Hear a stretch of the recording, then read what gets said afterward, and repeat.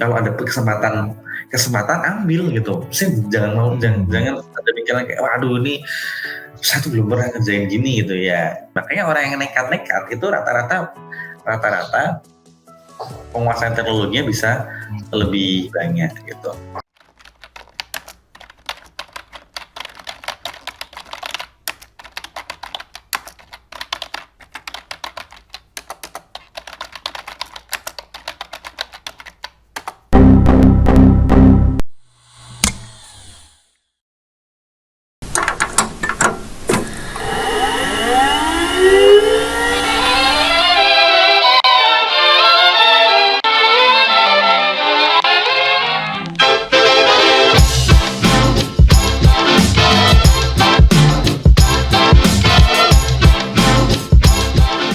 Assalamualaikum warahmatullahi wabarakatuh. Selamat datang buat teman-teman semua yang mungkin baru pertama kali mendengarkan podcast ini.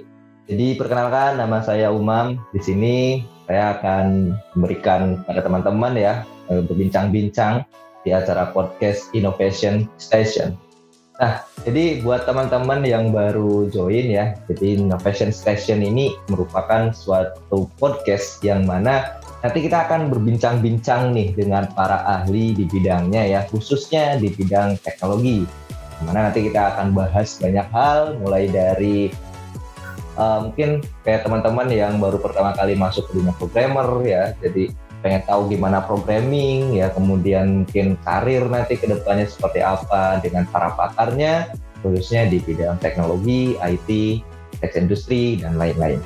Nah, untuk kali ini, di episode pertama ini, kita sudah kedatangan bintang tamu, yang mana ini juga luar biasa ya teman-teman. Nanti kita akan berbincang-bincang dengan beliau.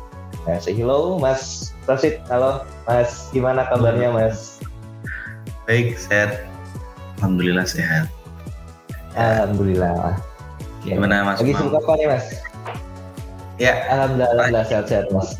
Sibuk, ya. Ada beberapa banyak kerjaan yang perlu untuk diselesaikan ya. Jadi mungkin minggu-minggu ini lagi minggu-minggu sibuk, bisa dibilang kayak gitu sih. Oke. Jadi buat teman-teman nih yang belum tahu ya, jadi Mas Rosid itu salah satu senior software engineer juga, kemudian founder juga dan CEO di Azure Labs, dan juga leaders ya, dan ya bisa dibilang Mas Rosid ini senior saya juga nih ya teman-teman. Nah, kita akan mengulik nih nanti apa aja ya nanti Mas Rosid itu, mulai mungkin dari awal ya Mas, nanti kita akan cerita nih kenapa sih dari awal itu Mas Rosid ini tertarik gitu Mas di dunia programming ya, khususnya ya di IT ini. Nah, itu ceritanya itu dulu pas SMA. Sejak SMP sebenarnya sih. SMP itu belum programming secara spesifik, tapi sebenarnya di SMP itu kan diajarin Excel ya.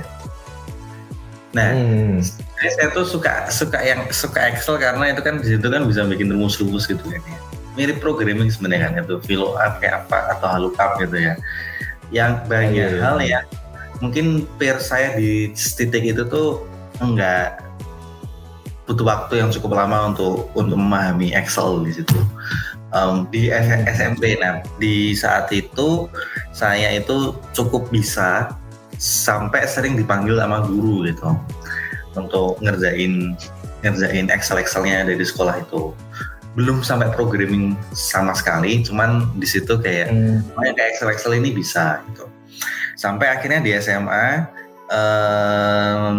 ada guru yang ngajarin programming di sekolah, ngajarin programming bahasa Pascal. Nah, pas diajarin bahasa Pascal itu ternyata seru tuh gitu, membuat aplikasi, membuat if, for, soalnya itu kan banyak akal-akalan gitu ya kalau soal-soal dulu tuh ya. Nah, dari situ akhirnya suka programming dan wah ini kayak belum kepikiran jadi karir, tapi kayak wah ini kayaknya power saya gitulah. Soalnya di tempat-tempat part-part lain tuh nggak begitu menonjol lah ya. Jadi ya kayaknya ini aja nih yang bagian komputer ini yang menonjol, ya udah coba dieksplor, terus ikut lomba dan seterusnya. Terus akhirnya ya udah memutuskan untuk masuk ke teknik informatika, kurang lebih kayak gitu sih. Berarti dari SMA ya Mas ya, itu udah ada programming ya? Misalnya pas dari SMA ya programmingnya programming aplikasi sederhana ya, di-compile terus di-run gitu doang sih. Pakai soalnya berarti di angkatannya saya itu berarti udah gak ada ya itu ya di mata pelajaran komputer ya, TIK. Dulu kan ada TIK gitu ya Mas ya. Itu maksudnya TIK bukan Mas? Apa? TIK enggak itu pas SMA dulu masuknya mata pelajaran? Iya, hitungannya TIK. Hitungannya TIK. Oh, iya benar. Dulu kan ada ini ya, di SMA itu mata pelajaran TIK. Saya tuh terakhir TIK itu berarti pas SMP dulu. Pas SMA ini udah nggak ada TIK karena ada peralihan peralihan kurikulum. Nah itu dulu sempat mau nyoba TIK lagi, ternyata udah nggak ada nih pas SMA. Jadi dulu masih baru. Di SMA berarti ya udah ada ya. Baru tahu ini kalau dari SMA itu udah ada TIK-nya. Udah ada. Sebenarnya nggak tahu ya, TIK itu dulu pas SMA wajib ada programming apa enggak. Cuman kebetulan gurunya bisa gitu. Dan saya beneran tertarik gitu. Jadi itu kayak miracle aja, takdir aja. Itu kalau misalkan saya nggak megang di SMA, belum tentu saya ngambil informatika karena saya sebenarnya nggak tahu apakah mau berkarir di nggak terbuka buat saya tuh kayak IT itu apa dan seterusnya, kan sesuatu yang nggak kepikiran gitu ya untuk saya. Betul. Terus akhirnya bisa sampai sekarang gitu ya, miracle aja sih. Kebetulan gurunya pun juga bisa gitu. Kalau gurunya itu Pak Akmal dulu namanya, itu nggak kebetulan dapet yang nggak bisa programming, akhirnya nggak tereksplor gitu kan. Betul. Baru juga ya guru itu tuh. Ya berarti pas setelah lulus SMA itu langsung tertarik ya, masuknya ke jurusan TI ya Mas ya, pas kuliahnya dulu. Iya, jadi pas sudah kuliah itu posisinya ya udah ada basic programming dan kayaknya saya seneng, dan ayo coba explore deh karir di dunia programming. Bukan karir pada situ ya, pokoknya mikirnya kayaknya mau nih kalau nanti kerjanya di dunia IT, makanya ngambilnya di informatika gitu. Ya, itu sih basically jalannya untuk sampai masuk ke dunia IT ya. Meskipun pas masuk tuh terbantai juga banyak hal yang ternyata saya masih nggak tahu apa. Tapi pas pengetahuannya Mas, pas dulu kuliah itu udah ada itu enggak ya Mas? Udah ada kayak komunitas gitu enggak ya Mas ya? Pas kuliah itu. Pas kuliah itu kayaknya kalau komunitas IT enggak seterbuka sekarang mungkin ya. Jadi kayak aksesnya itu mungkin ada, cuman masih banyak yang tertutup gitu ya. Komunitas-komunitas yang mungkin close di dalam sebuah kampus ataupun close untuk satu pertemanan, circle pertemanan tertentu gitu ya. Yang di situ sebenarnya kayaknya mereka bisa belajar dengan baik ya. Cuman kalau secara terbuka yang bisa diakses oleh semuanya sih belum ada ya. Jadi memang pada saat itu banyak belajarnya itu sama teman-teman gitu. Habis itu mungkin banyak cari referensi sama senior sih. Jadi ya banyak belajarnya dari sana sebenarnya. Meskipun juga harus belajar pas awal kuliah, kan belajar harus comfortable mulai membaca teks bahasa Inggris ya, karena itu kan penting banget kalau kita ngomong karir di dunia IT ya. Jadi cukup struggling lah pada saat awal-awal belajar itu. Oh, ini menarik juga nih Mas. Soalnya biasanya tuh kan kalau kita pertama kali ya masuk kuliah itu kan kita juga nggak tahu ya ada komunitas apa gitu. Mungkin salah satunya bisa ya kita kayak sharing sama tingkatnya gitu ya. cari-cari info-info dari kakak tingkatnya juga gitu. Yes. Tuh. Nah, Ya buat teman-teman nih ya, kalau misalkan lagi nyari baru pertama kali masuk terus bingung, wah ini komunitas mana yang harus saya masuki gitu, atau bingung nyarinya nih di tempat teman-teman, mungkin teman-teman bisa tanyakan aja ke kakak tingkatnya gitu. Jadi kalau misalnya kakak tingkatnya nih tanyain ikut komunitas enggak gitu, atau misalkan mau tanya-tanya tentang mungkin ya kayak tadi ya kayak programmer dan lain-lain, bisa tuh kakak tingkatnya tuh ya. Jadi tanyain aja kakak tingkatnya gitu. iya. Nah, pastinya nih Mas Wasid itu pas gimana Mas? Iya. Ya maksudnya tanya-tanya kakak tingkat aja sih. Iya ya. Betul. Tapi kalau sekarang udah ini ya, komunitas programmer khususnya ya, programming, IT itu udah cukup terbuka ya Mas ya. Kayak di mana-mana itu ada gitu. Ya betul. Udah cukup terbuka dan udah cukup banyak ya. Jadi kalau lihat anak-anak sekarang baru tingkat 1, tingkat 2 udah bisa ABCD itu kayak wah dulu saya nggak sejago itu kayaknya. Untuk betul. Tapi pasti pernah struggle juga Mas mungkin pas pertama kali masuk ya, pas pertama kali belajar gitu, terus sih ada struggle-nya juga dong pasti di situ. Itu gimana Mas Wasid dulu mengatasi tips-tipsnya dulu pas zaman-zaman kuliah nih pas belajar? Ya, pas belajar programming itu ada beberapa part di mana sebenarnya ini sih, kalau part struggle bangetnya itu adalah dulu kan pas SMA itu kan saya ikut lomba gitu ya. Lomba di tingkat kota sih lolos, habis itu masuk ke tingkat provinsi, habis itu lolos ke tingkat nasional gitu ya. Dari kota provinsi itu banyak soal-soal tipikal logika sama matematika diskrit gitu ya. Cuman codingnya tuh nggak banyak gitu. Jadi mungkin karena nggak banyak coding masih survive, akhirnya bisa lolos gitu ya. Nah, pas sebelum saya masuk lomba yang tingkat nasional itu beneran istilahnya dari itu kan satu Jawa Tengah ya kontingennya ya. Jadi saya satu tim yang Jawa Tengah itu kita ada pelatihan. Dari pelatihan itu pas baru masuk pelatihan itu kayaknya saya paling bodoh gitu. paling jadi kalau misalkan itu kan kayak dikompetisiin gitu ya. Ini ada beberapa soal gitu. Itu ada 8 orang, saya ingat pokoknya posisinya posisi 78 terus gitu lah.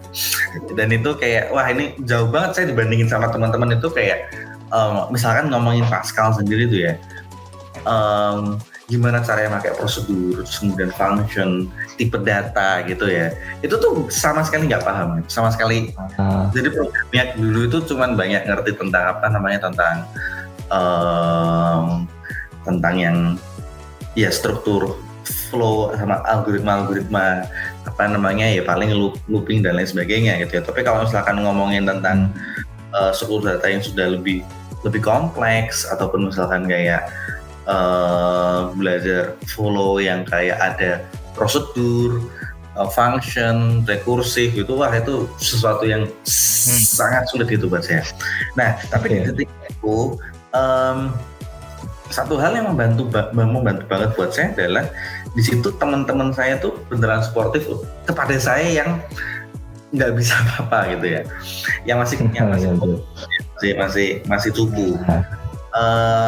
Jadi di titik yang cupu itu karena sayanya tuh pengen banget belajar dan banyak bertanya dan teman-teman tuh membantu gitu ya, itu akhirnya obstacle itu bisa lebih terlewati, akhirnya mulai paham, nilainya tuh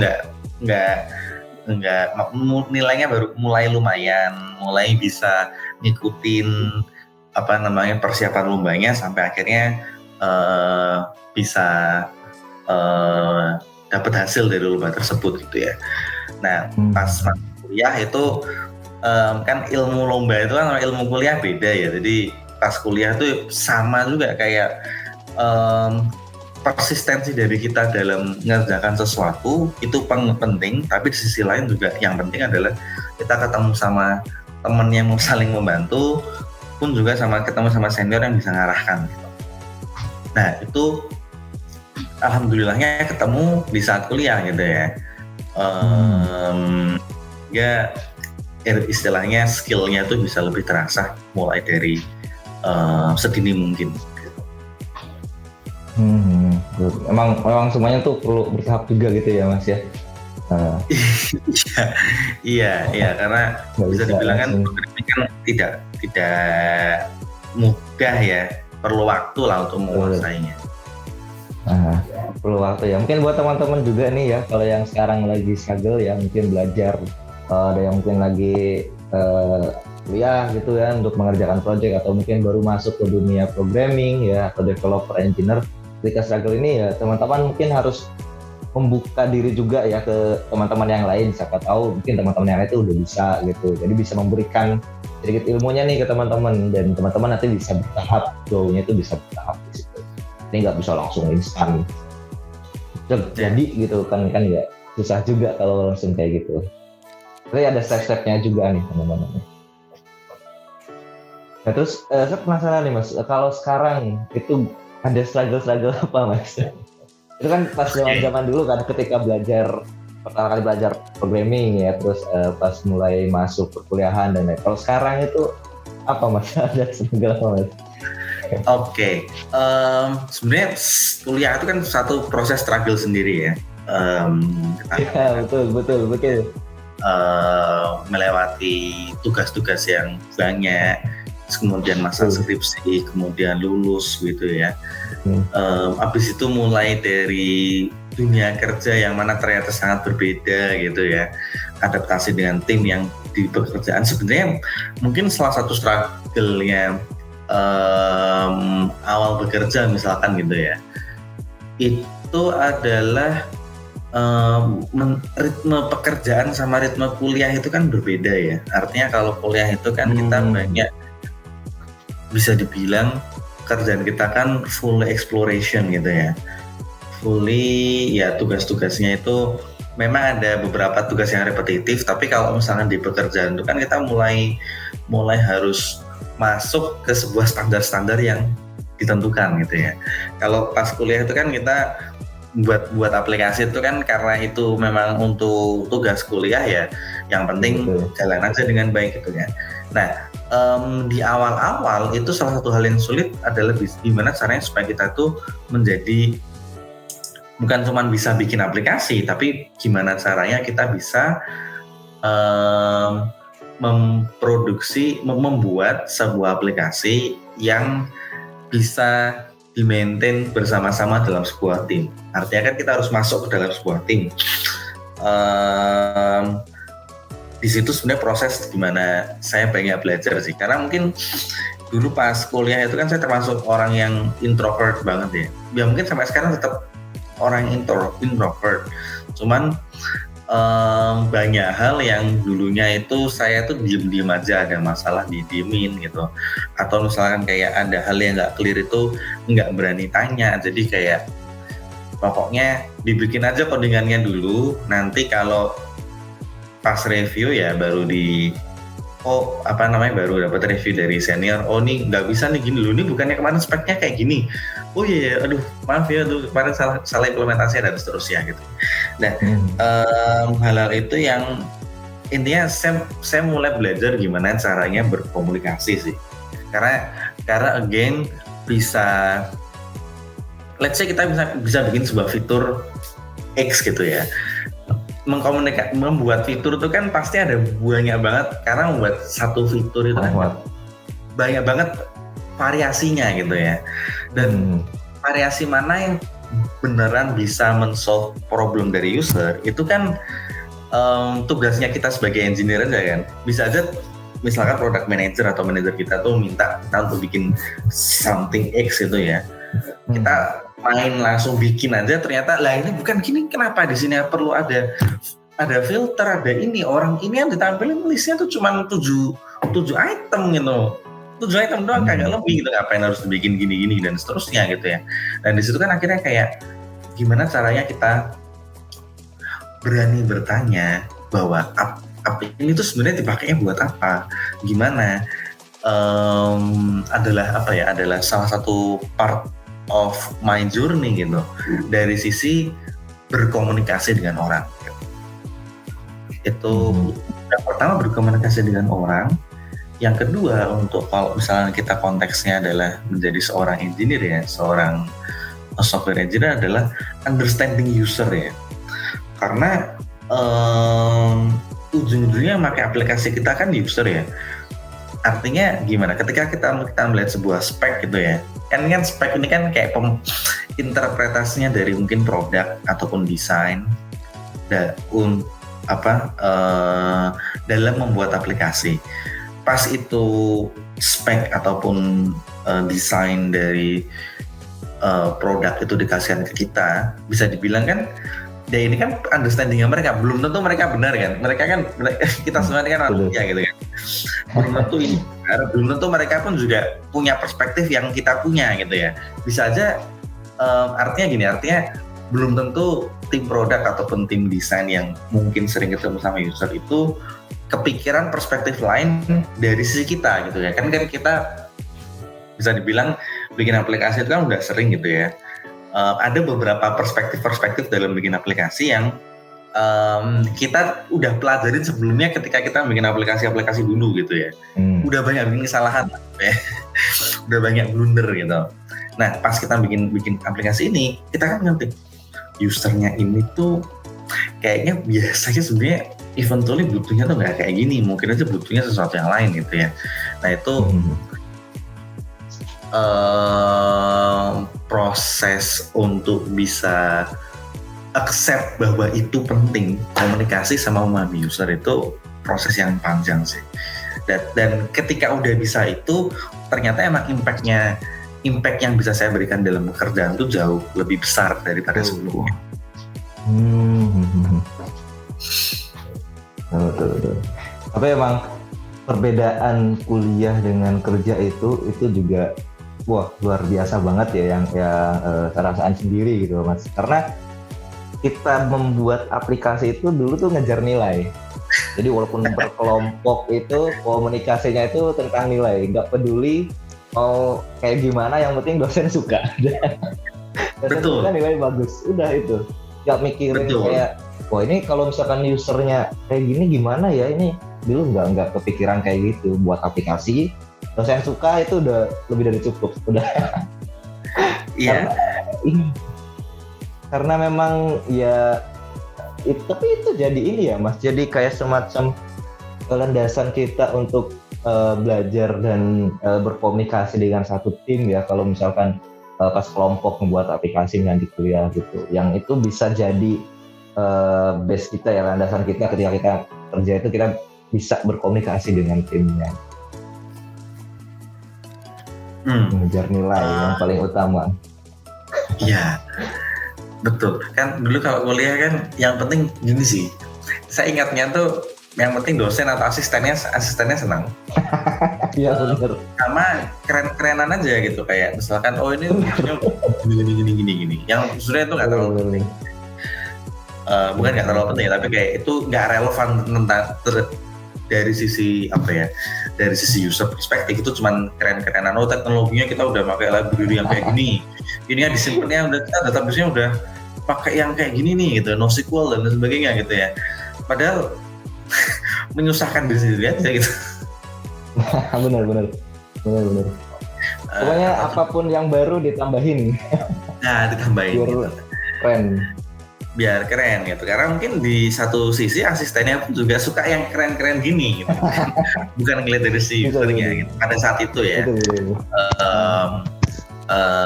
Ada beberapa kuliah yang ngomongin tentang gimana kita ngambil requirement dari user. Cuman kan maksudnya itu kuliahnya nggak banyak dan memang impresinya nggak terlalu membekas buat ke saya gitu ya. Tapi impresinya membekas pas saya kerja gitu. Awalnya jadi kayak, aduh rasanya kayaknya dulu tuh bikin aplikasi gini tuh santai-santai aja deh, aman-aman aja. Kenapa bodoh sekali ya gitu ya saya. Tapi itu stage yang menurut saya tiap orang perlu melewati lah ya, bahwa apa ya, struggling dan merasa bodoh itu ya. Soalnya itu bikin kayak kita tahu apa yang kita tuh kurang dan bisa belajar dari sana. Betul. Emang luar biasa itu. Kalau kelompokan buat project di kuliah itu bagus-bagusan intinya udah. Bagus-bagusan gitu. Bagus-bagusan. Udah bukan melihat sisi user lagi, itu yang bagus aja. Udah dilihat. Dan itu sangat sampai dulu tuh kalau ngomongin hackathon gitu ya, hackathon ini kan ceritanya engineer datang ke hackathon gitu ya nih. Anak kuliahan jurusan teknik informatika datang ke hackathon gitu ya.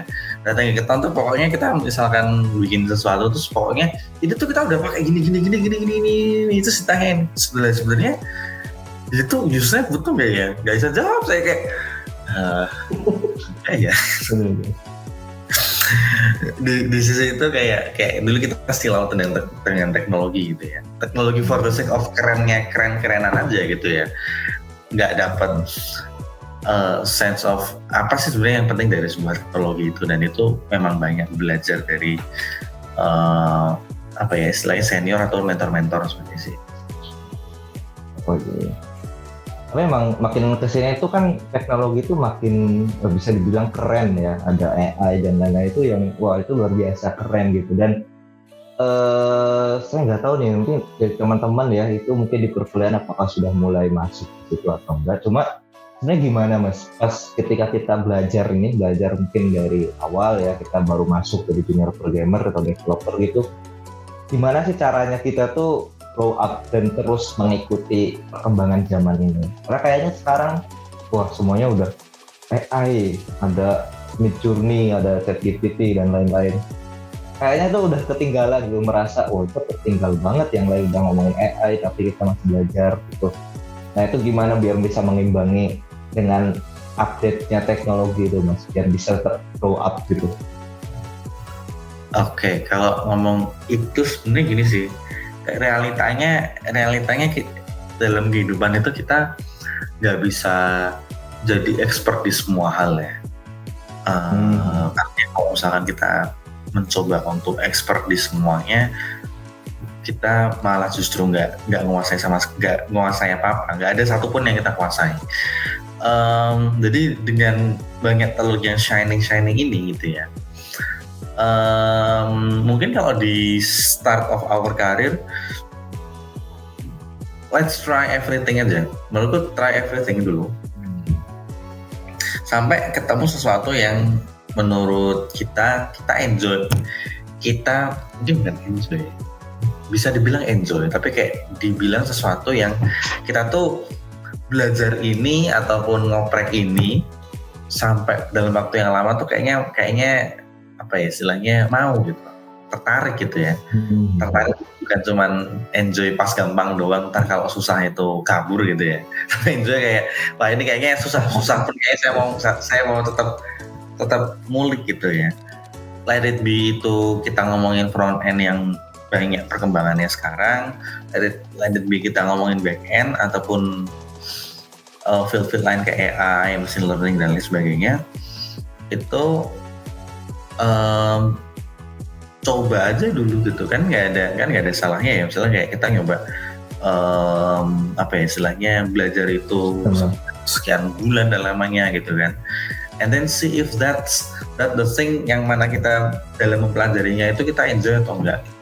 Kalau kita dalam mempelajarinya itu enjoy gitu ya, kita bakal nggak kerasa kalau ternyata kita tuh udah belajar ribuan jam gitu. Yang mana after kita belajar ribuan jam itu kan udah bisa jadi expert di bidang di part itu gitu ya, atau at least kita knowledge-nya kita udah lebih banyak gitu ya. Itu bisa dilakukan kalau kita jump in, learn something dulu aja gitu. Karena di satu sisi semakin banyak yang keren gitu ya, itu ada apa ya istilahnya paradox of choice ya. Kita cuman excited atas semuanya, tapi kita sama sekali nggak dalami salah satu pun gitu. Kita nggak spend waktu buat belajar salah satunya gitu. Padahal sebenarnya yang penting adalah explore dan belajar itu sampai kita cukup menguasai. Baru oke kalau misalnya penguasaannya udah di sini, cuman kayaknya belum tahu nih aku mau menguasai di sini sampai saya jadiin sebuah career path, atau saya mau coba sesuatu yang lain gitu ya. Ya kurang lebih kayak gitu sih. Nah kalau memang kita mau nyoba yang lain ya nyoba dulu yang lain. Oh ternyata kayaknya bukan ini deh, aku ada part yang kayak ini itu kalau udah gini kayaknya lebih nyaman yang di sini, atau kayaknya lebih nyaman yang baru ini deh. Nah itu kan harus dimulai dari kita masuk dulu ke satu part dari, let's say kita ngomongin informatika gitu. Kalau misalkan sampai situ kita nyaman ya lanjut, tapi kalau misalkan nanti itu ada kayaknya di sini ada part yang kayaknya saya nggak serk gitu ya, nah mungkin bisa coba yang lain gitu. Tapi mungkin ini ya Mas, karena kalau saya sendiri tuh pas ketika pertama kali ya, itu kan ngelihat banyak banget ya sekarang tech stack ya, ada katakanlah database itu juga kan banyak banget, ada SQL dan lain-lain, terus ada front end juga tuh banyak banget framework-nya, terus back end juga banyak banget, programming language-nya yang makin kesini tuh makin banyak juga gitu. Nah jadi kayak bingung gitu, apa yang sebenarnya harus saya pelajari di situ. Saking banyaknya ya kita jadi bingung gitu. Kalau mungkin ya kalau dulu mungkin PHP itu ya belajarnya PHP kan HTML PHP gitu, HTML PHP. Kalau sekarang kan ya kan saya lihat ya kayak misalnya ada Laravel juga banyak fiturnya, terus mungkin yang lain-lain ya PHP juga ada Symfony juga, Vue-nya juga ada Blend, nanti bisa integrasi dengan Vue dengan lain-lain gitu. Nah kan jadi bingung nih, apa yang sebenarnya harus kita pelajari di situ. Kalau Mas maksudnya gimana Mas pandangannya Mas kalau gitu? Oke. Ini kalau misalkan kita belajar hal kayak gitu, approach-nya itu start with one gitu ya. Start with one artinya nih let's say gini ya. Orang itu kan ada banyak ya kayak ada mungkin big brands-nya kan React, Vue, terus Angular gitu ya. Meskipun bawah turunannya React itu kan banyak banget ya, ada kayak Remix, ada apa gitu. Banyak banget. Begini banget. Di React sendiri pun juga ada beberapa main framework yang kayak Next ataupun Gatsby dan lain sebagainya gitu ya. Just by having that option itu sangat overwhelming gitu. Yang saya rekomendasikan sebenarnya adalah just dive in di salah satu dulu. Jadi kayak random aja, choose one gitu. Yang mungkin setelah dilihat-lihat kayaknya yang ini lucu gitu ya. Kayaknya yang ini lucu. Nah, terus coba belajar itu dulu aja. Belajar satu dulu aja. Belajar satu. Sampai mungkin udah oke nyoba-nyoba, kemudian bikin apa gitu ya sendiri, self project gitu ya. Nah, kalau udah menguasai itu, try untuk beberapa kerjaan istilahnya misalkan kalau kita masih kuliah ngambil project dari dosen atau dari siapa gitu, use that teknologi yang kita baru saja pelajari gitu. Nah, jadi misalkan kita pakai udah belajar React nih pakai Next.js gitu ya. Yaudah langsung setelah kita belajar pelajari langsung implementasikan di kerjaan yang datang itu. Nah, problemnya ada kerjaan yang kita bisa desain sendiri pakainya apa gitu ya. Ada juga kerjaan yang kita udah belajar nih React gitu ya. Oke, udah inilah oke, bisa nih kayaknya nih.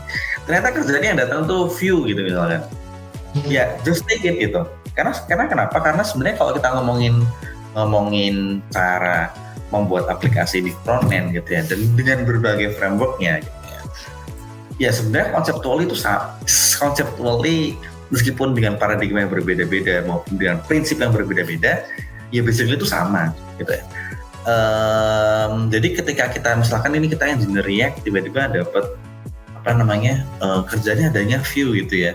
You just take it dan ya udah pada saat itu langsung belajar Vue dan lain sebagainya gitu. Awal-awal sulit gitu ya. Tapi ada satu titik gini sebenarnya kalau kita ngomongin belajar ya. semakin banyak kita itu sudah menguasai, misalkan kita udah menguasai Angular, udah menguasai React, udah menguasai Vue gitu ya, mungkin level expertise-nya beda-beda. Nanti tuh ada framework lain yang pokoknya yang paling baru, yang paling hebat lagi itu ya, apa Svelte misalkan gitu ya. Itu kita lihat Svelte sedikit aja tuh udah langsung bisa gitu. Ya mungkin ada tetap beberapa teknisnya yang kayak berbeda gitu, tapi kayak setelah kita itu menguasai beberapa paradigma dan otak kita tuh udah bisa beradaptasi dengan paradigma yang baru, dengan framework yang baru, dengan cara yang baru, diintroduksi sesuatu yang lain itu udah, ini tuh sebenarnya di sini tuh mirip React, tapi bagian bikin ininya tuh, ini Angular banget nih gitu ya caranya gitu ya. Itu kita adaptasi dengan satu bahasa baru itu nggak terlalu sulit gitu. Kenapa? Karena kita udah punya prior knowledge gitu. Contohnya misalkan kita ngomongin OOP gitu ya, OOP kan ada contohnya Java gitu ya, ataupun misalnya bahasa-bahasa fungsional gitu ya. Once kita udah menguasai beberapa language OOP gitu ya, misalkan udah bisa Java, udah bisa Kotlin gitu ya, and then kita jam untuk belajar Swift, kita adaptasinya di Swift, Swift-nya Swift-nya iOS gitu ya. Itu ya cuman kayak kalau ini tuh sebenarnya di Java dulu mirip ini deh gitu ya, atau misalnya di Kotlin itu padanannya Kotlin gini, paling yang perlu dipelajari kan platformnya aja kan. Mungkin kalau di iOS tuh kayak gini, di Android kayak gitu, ataupun misalkan di React tuh cycle-nya kayak gini, Vue tuh cycle-nya agak beda, jadi cara ngerjakannya beda. Tapi kan basically membuat front-end itu kan ya begitu gitu ya. Kita pun juga misalkan harus penguasaannya terhadap HTML-nya aja yang perlu untuk di HTML, CSS yang perlu untuk kita didalami gitu ya. HTML sama CSS itu semakin dalam, semakin kita banyak yang nggak tahu sebenarnya, semakin luar biasa. Belum lagi kita ngomong accessibility dan lain sebagainya, itu kan ya lautan yang sangat luas sebenarnya. Iya betul. Kalau ada kesempatan ambil gitu. Saya jangan ada pikiran kayak waduh ini saya tuh belum pernah kerjain gini gitu ya. Mungkin kalau kita udah ngomong belajar, nekat aja dulu. Biasanya yang berani nekat itu akan dapat jalannya sih. Jadi dulu saya tuh pernah belajar objektif ada proyek pas saya kuliah tuh dapat proyek bikin aplikasi iOS. Saya tuh belum pernah bikin aplikasi iOS sama sekali gitu. Tapi kayak kan udah bisa Android ya gitu ya. Harusnya sono bisa gitu. Abis itu install. Wah ini kayaknya bagus nih, sekarang ngodingnya pakai MacBook gitu kan ya. iPhone 5 pada itu udah buat device testingnya gitu ya. Ternyata pas ngoding pusing gitu. Ternyata ini objektif sih beda banget gitu. Cuman pas dilihat objektifnya sebenarnya kayak itu C++, cuman cara struktur kelasnya itu struktur kelas yang kayak OOP gitu kan, dan prior knowledge-nya kita tuh membantu kita gitu. Makanya orang yang nekat itu rata-rata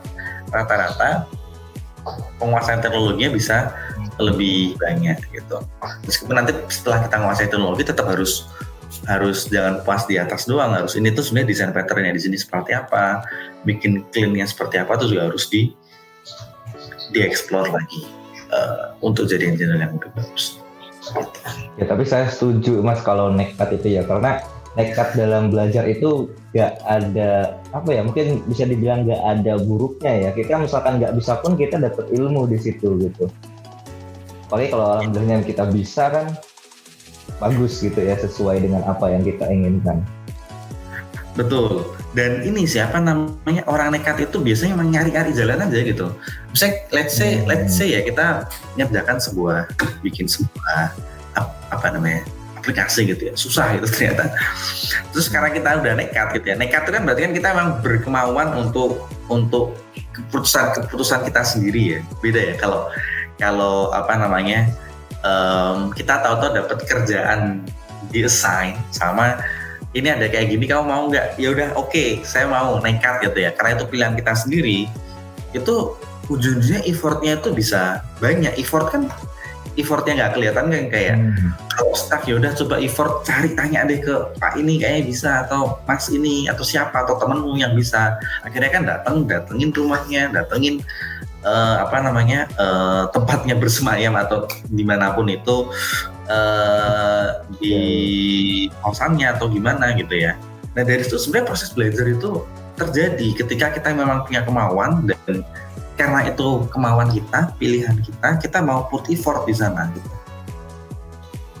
Gitu. Wah luar biasa, benar.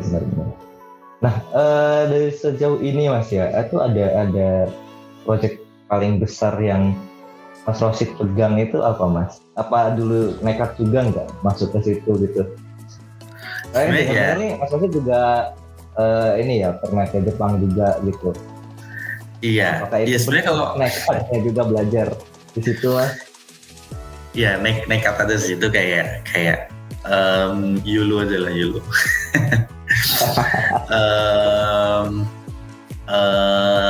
Ya di sana tuh apa ya kalau misalkan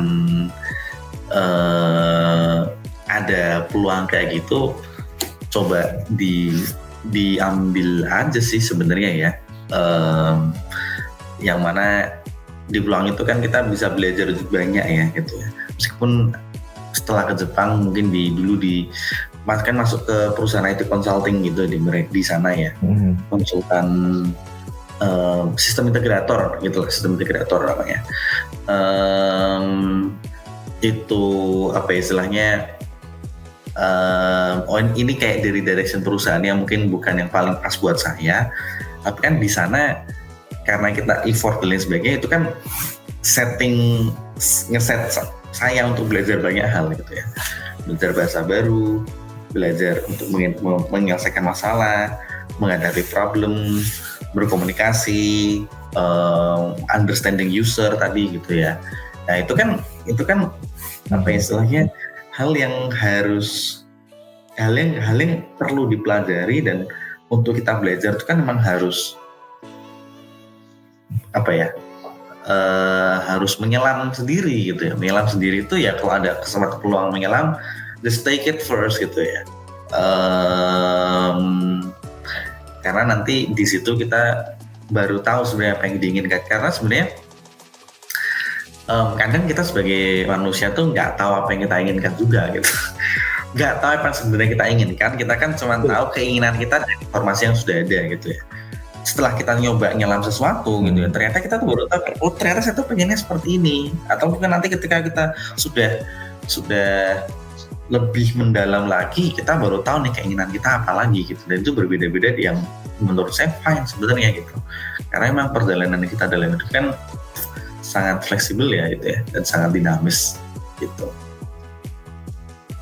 So take your chances. Tapi ada ini nggak Mas, ada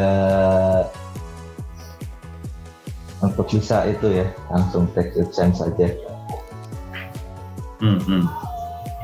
Tapi ada ini nggak Mas, ada kayak semacam mungkin bisa dibilang perbedaan ya, kayak tadi kan Mas Rosid juga pernah di Jepang itu di IT consulting, itu ada hal-hal yang berbeda nggak mungkin dalam segi dari di sana tuh usernya kayak gini ya, atau kayak gini ya usernya yang kita memberikan experience ke usernya mungkin berbeda dengan yang ada di Indonesia, itu ada nggak Mas?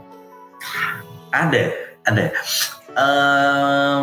Satu hal yang cukup berbeda dengan style user yang ada di Indonesia. Ini sebenarnya banyak diinfluence oleh karena Jepang itu kan banyak istilahnya mereka itu kan banyak pakai kanji gitu ya dalam tulisannya gitu ya. Kalau kita kan Latin gitu ya. Saya termasuk orang yang suka hal-hal yang minimalis kan, karena buat saya lebih suka satu halaman atau satu screen tuh isinya dikit, tapi itu di halaman itu tuh apa yang saya butuhin, kontennya tersampaikan dengan jelas gitu ya. Akhirnya kan banyak minimalis gitu ya. Karena ya memang otak saya seperti itu, dan setahu saya emang desain-desain kayak gini yang disukai gitu ya.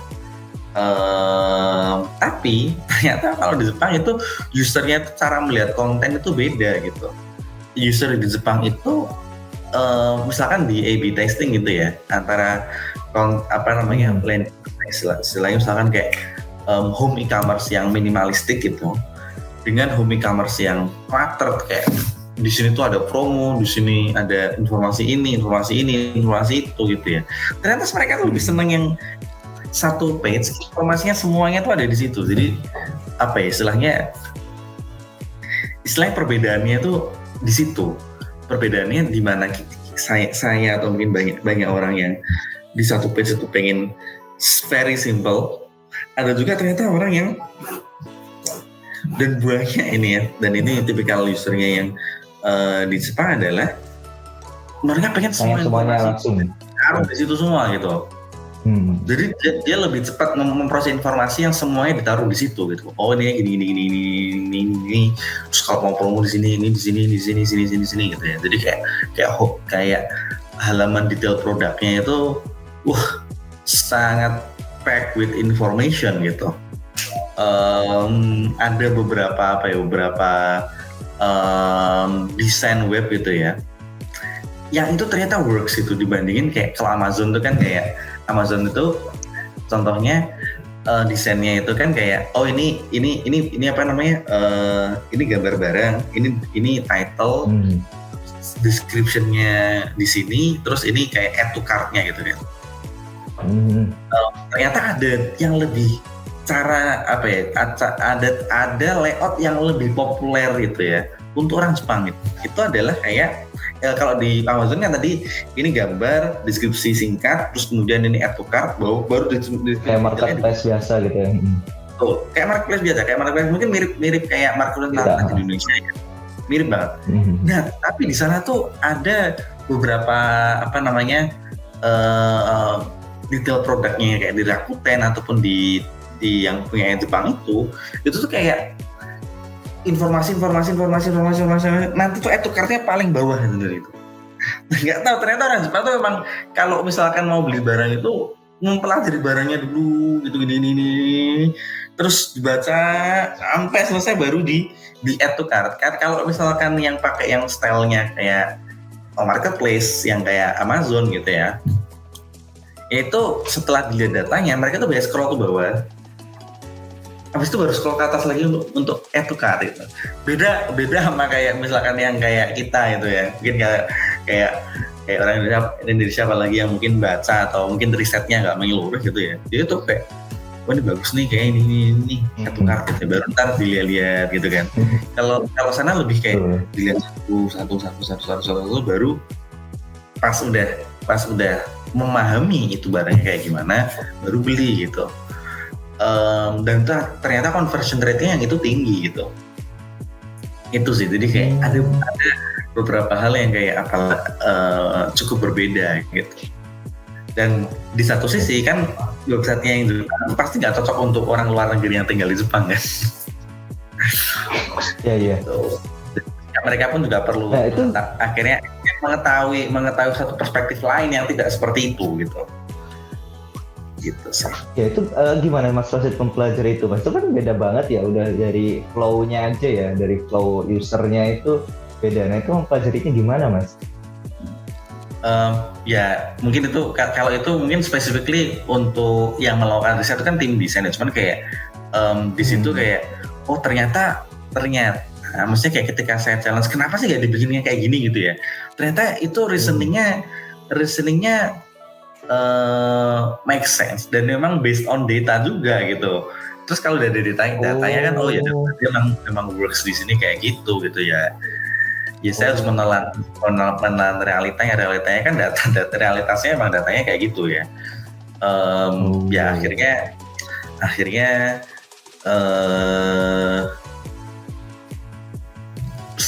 saya menerima bahwa memang faktanya seperti itu di sana gitu, dan memang ketika membuat riset misalkan kayak kita mau bikin halaman kayak gimana gitu, ya riset itu akhirnya harus based on previous data yang apparently informasi yang distrukturin kayak gini nih cocok sama mereka gitu. Meskipun pas develop tuh juga mabok juga lihat kayak gitu ya.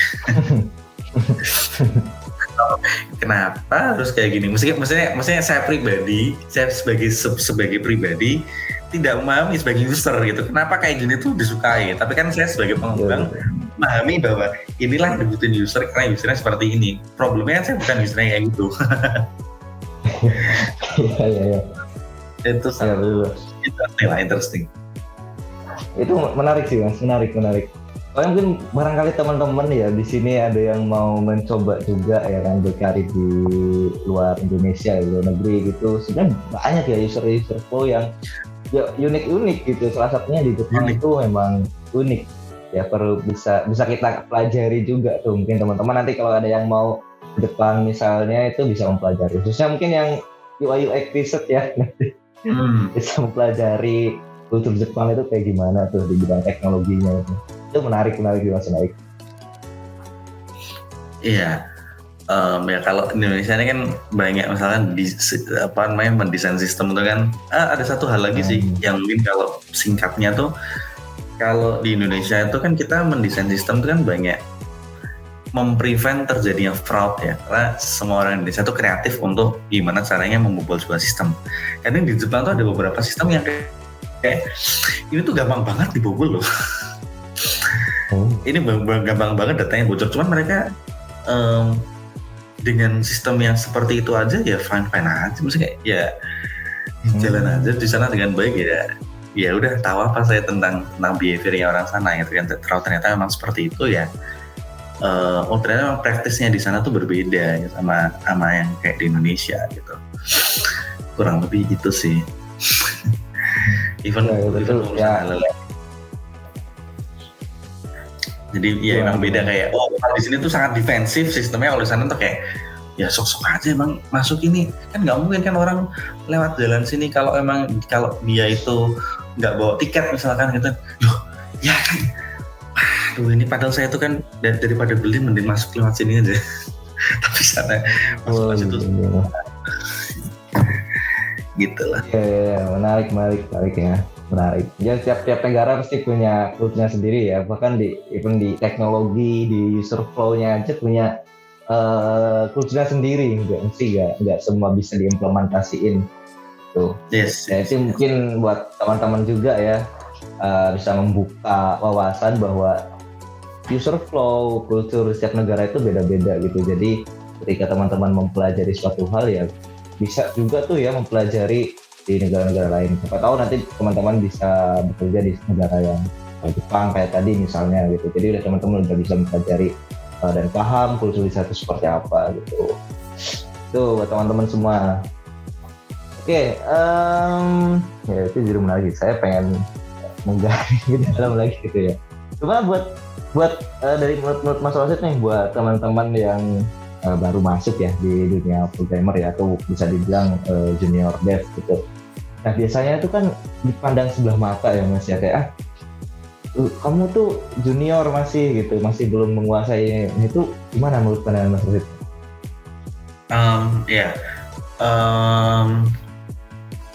Mungkin kalau untuk teman-teman junior memang harus cari tempat yang mana bisa berkembang sih. Memang bisa dibilang untuk industri IT yang sekarang ini kan kayak banyak demand, cuman demandnya itu ke orang-orang yang levelnya mungkin udah lebih berpengalaman, limit gitu ya, ataupun lebih senior gitu ya. Jadi memang kalau yang junior harus build portfolio, cari project ya dari dosen atau dari siapa, ataupun join company yang memang sesuai dengan levelnya dulu aja sih. Toh juga sebenarnya kalau misalnya kita ngomongin karir tuh nggak ada yang ini ya, sebenarnya nggak ada urgensi untuk buru-buru juga gitu. So memang tiap orang memang path-nya itu kan berbeda gitu ya. Jadi ya kalau buat teman-teman build portfolio dulu yang nomor satu, pokoknya cari pengalaman dulu, coba gitu. Di situ nanti akan kebuka jalan-jalannya. Once memang ternyata memang kita punya kelebihan di sini, is constantly improving gitu ya. Orang lama-lama akan notice kita yang selalu improve dan memang lebih daripada yang lain sih. Itu pasti akan di notice dan disitulah kadang pet karir kita ke depan tuh kebuka.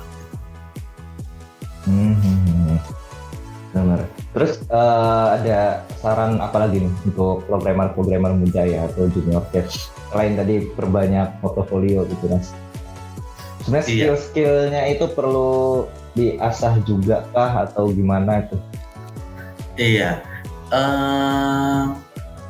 ya paling ini ya communication sebenarnya sih. Kan ada yang bilang communication itu soft skill ya. Ya sebenarnya itu salah sebenarnya sih. Communication is the skill gitu. Communication is the skill. Artinya itu percuma kamu punya ide yang bagus ataupun punya kemampuan eksekusi yang bagus, cuman kamu nggak bisa communicate ya. Ketika kalau ada problem kamu nggak bisa menyampaikan problem itu dengan baik ataupun ide kamu tuh nggak bisa diterima sama orang kalau kamu nggak mau mengkomunikasikan itu dengan baik. Itu sih, jadi try to improve your communication, read a lot of books, write a lot of things, karena itu bisa bikin kita jadi better sih. Consume a lot of good content, actually kalau sekarang ya. Jadi kan banyak tuh kalau misalkan kita konten itu kan udah jadi kebutuhan gitu ya. Jangan cuma cari konten yang apa istilahnya ngeluarin dopamin aja gitu ya. Tapi cari juga konten yang di situ kita learn something. Learn somethingnya itu nggak harus learn yang ini teknologi baru, ini gini. Enggak. Kita learn apa ya, caranya orang ngomong gitu ya. Caranya orang, ternyata hal kayak gini tuh bisa diomonginnya gini. Atau misalnya kita learn bahasa Inggris dari konten kan sebenarnya bisa. Dari listening apa yang dia omongin, even better kalau misalkan kita repeating yang dia omongin gitu ya. Ya itu saya termasuk yang cara belajarnya dulu bahasa Inggris kayak gitu. Jadi kayak dengerin konten apapun, terus kayak try to ngomong lagi apa yang tadi dia omongin. Oke, menarik Mas. Berarti Mas selain tadi perbanyak skill terus portofolio, sebenarnya yang paling penting juga teman-teman ini komunikasinya ya Mas ya, karena ya kalau dilihat ya, kalau komunikasi ini ketika kita nggak tahu gimana nanti misalkan pas berkarir di awal-awal, kayaknya komunikasi nih yang pakai kita, entah itu bertanya, entah itu kita berdiskusi dan lain-lain gitu. Betul. Karena kalau ya kan kita sudah banyak diskusi ya. Maksudnya kalau diem aja tuh kayak terus maksudnya kayak akhirnya kan kita kontribusinya nggak banyak gitu kan. Betul. Oke Mas Basit.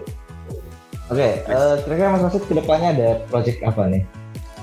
Ada project? Belum. Mungkin ada rencana sih, cuman mungkin akan kita reveal later ya. Ya mungkin ada beberapa project yang mau dimulai gitu. Kita lihat nanti. Ya buat teman-teman juga ya, mungkin nanti yang pengen mendapatkan info menarik juga ya tetap pantau terus ya nanti di Innovation Podcast ini. Innovation Station Podcast nanti kita bakal sharing banyak hal juga ya selain dari materi yang sekarang gitu. Terus mungkin terakhirnya Mas, teknologi kedepannya itu menurut Mas Ros itu kayak apa Mas? Saya penasaran nih.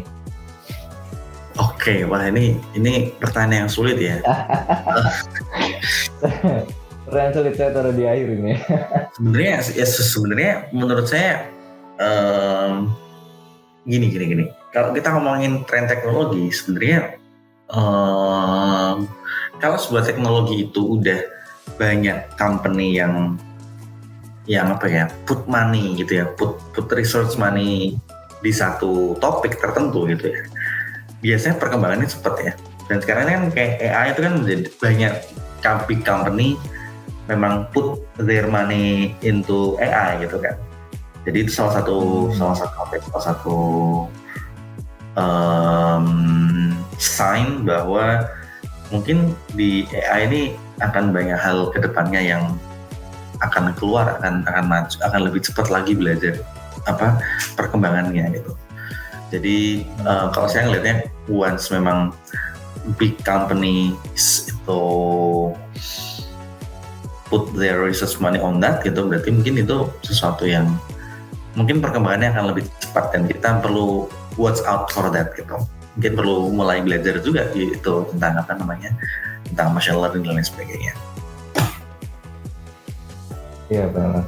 Kemarin tuh saya nemuin nih Mas, jadi di Twitter itu ada yang nge-share keahlian. Jadi dia itu keahliannya tuh junior prompt generator.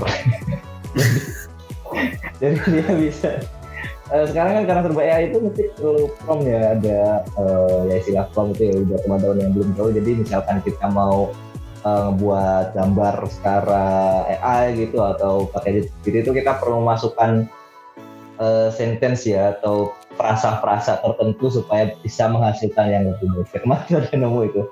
Apa jangan-jangan ini kedepannya prompt generator ya atau prompt maker ini berpengaruh juga Mas? Mungkin aja sih sebenarnya, mungkin aja kayak sebenarnya semua aplikasi itu kan form basically. Iya benar. Aplikasi kan inputnya dari mana, dari form gitu atau user action gitu. Jadi ya kalau memang dengan form generator itu kita bisa bring value to user yang memang usernya itu akhirnya memang enjoy, that would be great. Kalau misalkan instead of jadi engineer software itu jadi generate form aja.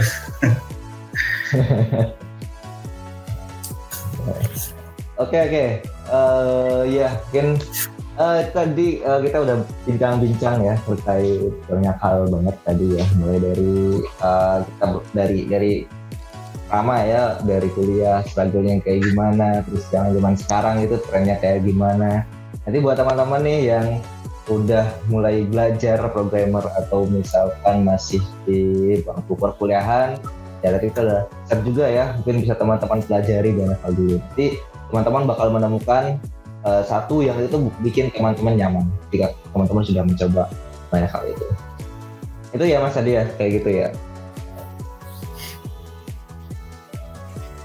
Oke, terakhir Mas ada hal yang mau disampaikan lagi nggak buat teman-teman yang lagi nonton ini? Cukup sih kayaknya, cukup. Oke, terima kasih Mas Rosi atas waktunya. Ya, semoga nanti kapan-kapan kita bisa berbincang-bincang lagi ya Mas, kita bahas yang lain ya, ada news-news yang lain yang mungkin lebih menarik. Ya, tadi salah satunya ya, kultur di setiap negara itu beda-beda juga ya, teknologinya, terus AI juga. Sekarang ini kayaknya menarik kalau misalkan kita ngobrol-ngobrol terkait itu lagi.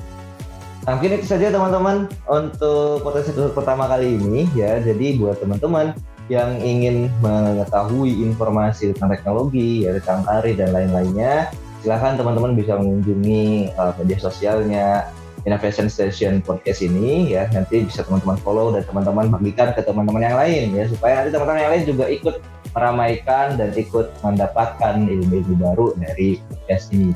Ya mungkin itu saja, sampai ketemu lagi di episode selanjutnya. Kita akan bahas banyak hal lagi dengan narasumber yang lebih luar biasa lagi dan lebih banyak lagi nanti kita akan bahas. Itu saja, terima kasih, saya Umam pamit, terima kasih. Assalamualaikum warahmatullahi wabarakatuh.